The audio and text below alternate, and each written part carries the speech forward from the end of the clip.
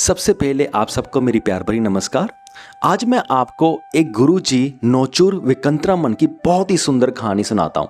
तो सबसे पहले मैं क्षमा मांग लेता हूँ कि मुझे ये नहीं पता कि इस नाम को प्रोनाउंस कैसे करना है। तो जितनी मुझे समझ आ रही है उस बुक से समझ आई, मैंने वैसे ही प्रोनाउंस कर रहा हूँ। तो नोचूर विकंतरामन उपनिषद को पढ़ते थे और वो उनके ऊपर मेडिटेट करते थे और वो एक लाइन अपने डिसाइपल्स को दे देते थे कि आप भी इस लाइन पर मेडिटेट करो। तो उनका एक शिष्य था, एक डिसाइपल था यानी कि शिष्य। तो गुरुजी ने उनको भी एक लाइन दे दी। तो उस बंदे ने, उस शिष्य ने काफ़ी दिनों तक ट्राई किया पर उनसे वो मेडिटेट उस लाइन के ऊपर हो ही नहीं रहा था। तो एक दिन गुरुजी ने उससे जाकर पूछा कि भाई क्या बात हो गई कि तुम कंसंट्रेट क्यों नहीं कर पा रहे, मेडिटेट क्यों नहीं कर पा रहे। तो शिष्य ने बोला कि गुरुजी बात ऐसी है कि जो आपका जो आश्रम है ना, उनका आश्रम क्या था, एक छोटी सी कुटिया थी, है ना, वो भी कच्ची बनी हुई थी, थैच्ड रूफ थी।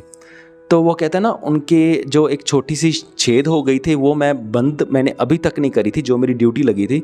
तो इसलिए मुझे अभी तक प्रॉब्लम आ रही है, मेरे दिमाग में वही थॉट बार बार आ रही है, इसकी वजह से मुझसे मेडिटेट नहीं हो पा रहा। तो गुरुजी कहते ठीक है।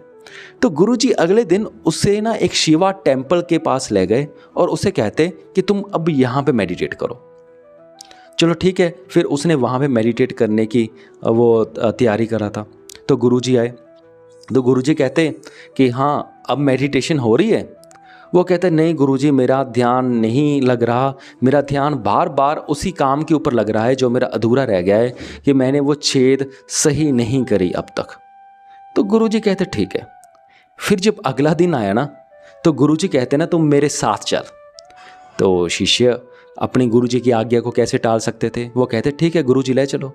तो वो उनको अपने उसी कुटिया पे, जो हट की तरह बनी हुई थी कच्ची सी, वहाँ पर ही वो ले जाते और वहाँ उनको दिखाते वो पूरी कुटिया जल रही होती है आग से। तो शिष्य कहता है अरे गुरुजी ये क्या हो गया, आपकी तो पूरा आश्रम जल रहा है।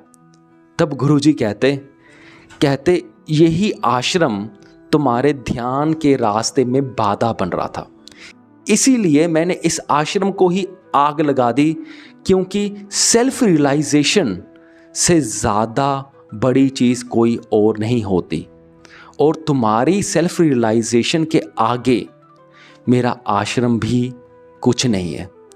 इसलिए मैं इसको जला रहा हूँ कि तुझे सेल्फ रियलाइजेशन हो, तुझे आत्मज्ञान हो। आत्मज्ञान सबसे बड़ी चीज़ है और मेरा आश्रम कुछ भी नहीं है, इसलिए मैंने खुद ही जला डाला। तो अब देखिए जो वो गुरुजी थे, उनकी डेडिकेशन देखिए, वो कितने अंदर से कितना चाहते थे कि मेरे शिष्य को आत्मज्ञान हो, मेरे शिष्य को सेल्फ रियलाइजेशन हो। ये होता है सही गुरुजी का प्यार अपने शिष्यों के लिए।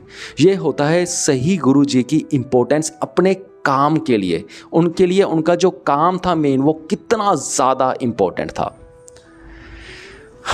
मुझे तो ये कहानी बहुत सुंदर लगी। मुझे उम्मीद है कि आपको भी ये कहानी बहुत सुंदर लगी होगी। इस वीडियो को यहाँ तक देखने के लिए आपका बहुत बहुत धन्यवाद।